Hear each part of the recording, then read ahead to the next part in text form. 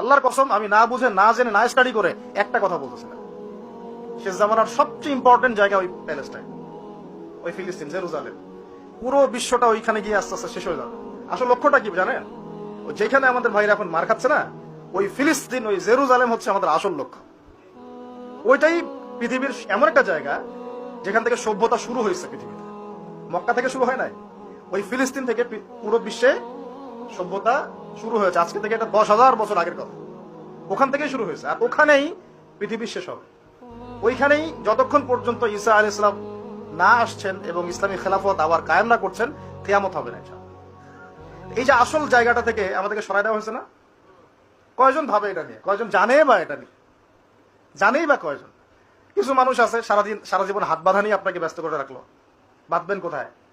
এখানে বাঁধবেন, এখানে বাঁধবেন, এইভাবে বাঁধবেন, এইভাবে বাঁধবেন, এইভাবে বাঁধবেন, 5টা 6টা জায়গা নিয়ে ক্যাচাল করতে